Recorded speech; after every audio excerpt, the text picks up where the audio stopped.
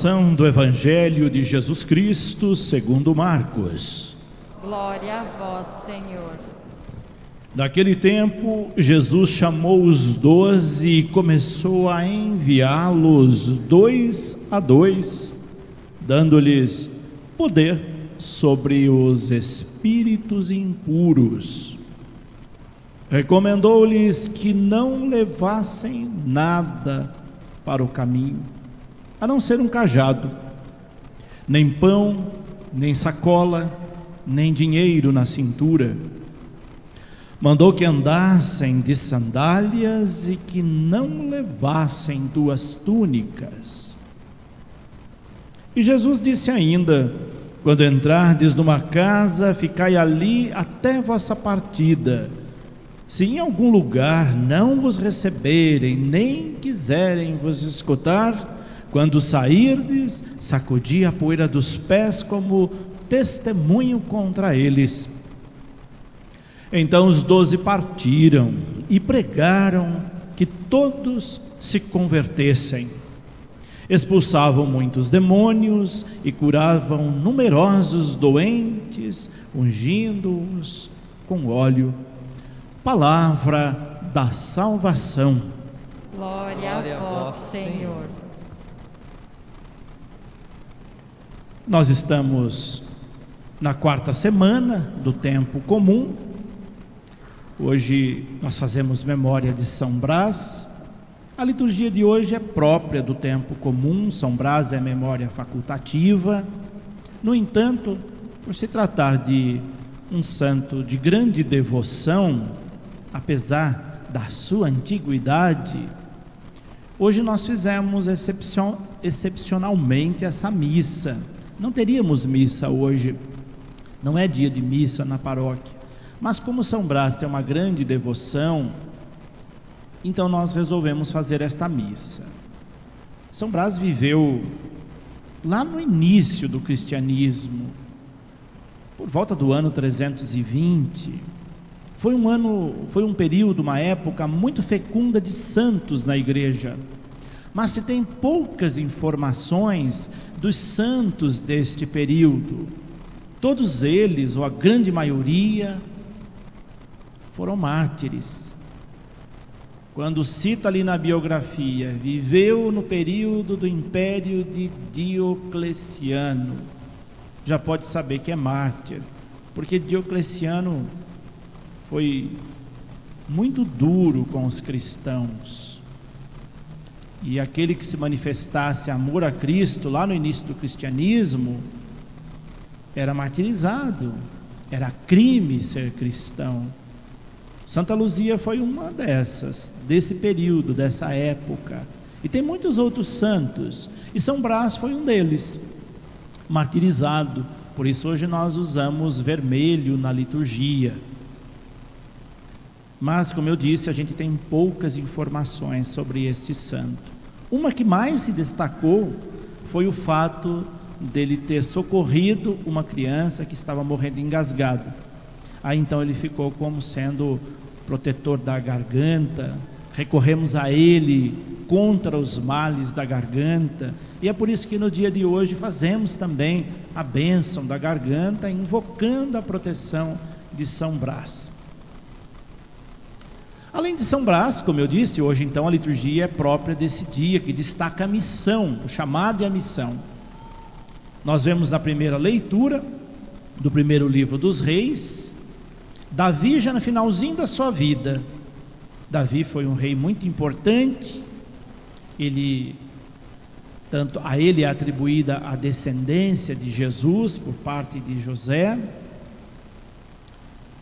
E no texto de hoje, Davi, no final da sua vida, dá conselhos importantes para o seu filho Salomão, que vai sucedê-lo no trono.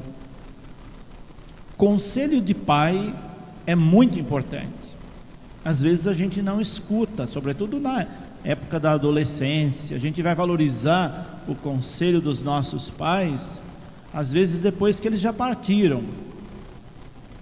E hoje, no final da vida, Davi recomenda a Salomão, dá a Salomão conselhos que são eternos, que servem para nós também em qualquer época da nossa vida e servem em todos os tempos. Ser fiel a Deus, comporta-se como uma pessoa digna, seja uma pessoa íntegra, seja uma pessoa honesta, trilhe sempre os caminhos de Deus, faça as coisas boas. Se você assim o fizer, ele diz para Salomão, você terá Deus sempre junto contigo e sua vida florescerá. E deu certo o conselho que ele deu a Salomão. Salomão foi obediente ao conselho do seu pai e se tornou um dos maiores reis, um dos reis mais visíveis do Antigo Testamento, tanto em sabedoria quanto em riqueza. Tanto é que muitos salmos são atribuídos a Salomão por causa da sua sabedoria. E Salomão assumiu o reinado muito pequeno, ainda adolescente.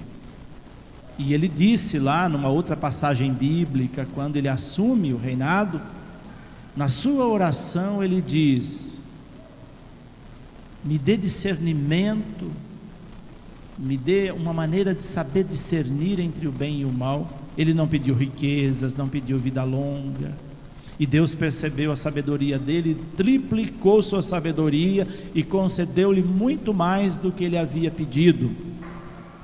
Então esse conselho que nós ouvimos na primeira leitura é muito importante para a nossa vida. Ouçamos o conselho de nossos pais, mesmo que eles já tenham falecido. Lembra o que ele disse alguma vez? Procure vivê-lo. E ouça sempre o conselho de Davi nesse texto de hoje. Trilhemos os caminhos de Deus, façamos as coisas de Deus. E no evangelho de hoje nós vemos o chamado de Jesus e o envio dos 12. Jesus chama os 12 que ele havia escolhido, prepara-os bem e os envia de 2 a 2, ou seja, em comunidade, com um poder que é fundamental, que deve ser o poder de todo cristão: expulsar espíritos maus, expulsar espíritos impuros, expulsar demônios. Só que muita gente confunde isso, acho que isso é exorcismo. Não tem nada a ver com exorcismo isso aqui não. Expulsar espíritos impuros é a missão profética de todo cristão. Espíritos impuros são aqueles que fazem mal para os outros. Onde a gente vê pessoa fazendo mal para outra pessoa, a gente não pode se calar, seja ela quem for. Nós precisamos expulsá-las, nós precisamos fazer alguma coisa para conter aquele tipo de malefício. Isso é expulsar espíritos impuros. Tem gente de espírito impuro que gosta de fazer mal para os outros, e dependendo do poder que essa pessoa tem, os males são muito maiores que elas fazem. Então essa é a missão primordial de todo aquele que é chamado, e Jesus chama os 12 e lhes dá poder para expulsar os espíritos impuros. E depois ele recomenda como é que deve ser essa nossa ida para a missão. Aqui destaca-se o despojamento. Nós não podemos ficar muito apegado a coisas, nem a pessoas, nem a nada, porque à medida que nós nos apegamos a algo ou alguém, nós limitamos nosso raio de ação. Quanto mais bens, coisas nós temos, acumulamos, mais tempo a gente gasta para cuidar, administrar aquelas coisas que temos. Imagina você ir para a missão com uma bagagem gigantesca, você não dá conta de cuidar daquilo. Vai sobrar tempo para cuidar dos outros? Não vai. Por isso, o que Jesus diz aqui é essencial para nós. Se nós queremos ajudar na missão, nós precisamos dedicar nossa vida para os outros E só vamos dedicar nossa vida para os outros se a gente não tiver muito apego a coisas, senão a gente não acha tempo. Talvez vocês conheçam pessoas que não encontram tempo para ir à missa, que não encontram tempo para rezar, que não encontram tempo para fazer algum trabalho na comunidade, e às vezes não encontra tempo nem para fazer o bem gratuitamente para os outros. Ela só pensa em si, em acumular, em trabalhar, em ter. É claro que nós precisamos trabalhar, mas não podemos ser escravo do nosso trabalho. Então, nesse sentido, é muito importante que nós tenhamos esse despojamento, saber administrar nosso tempo, nossas coisas, para poder fazer o bem gratuitamente para os outros. Reservar um tempinho da nossa vida para fazer algo sem esperar nada em troca.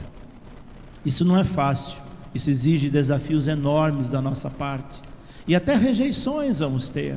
Jesus vai dizer aqui no Evangelho, mesmo com todo esse despojamento, vocês vão encontrar pessoas que vão te rejeitar, não vão te acolher bem, mas quando vocês encontrarem pessoas assim, qual deve ser o procedimento?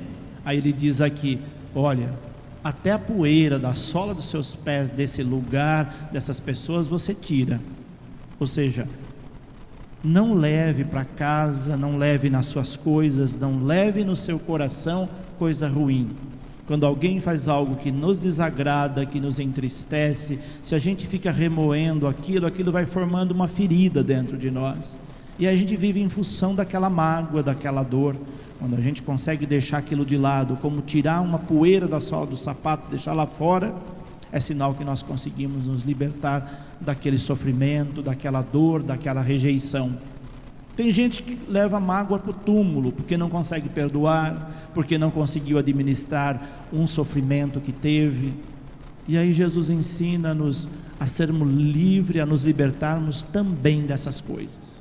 Então são esses e muitos outros ensinamentos que nós encontramos na liturgia da palavra de hoje.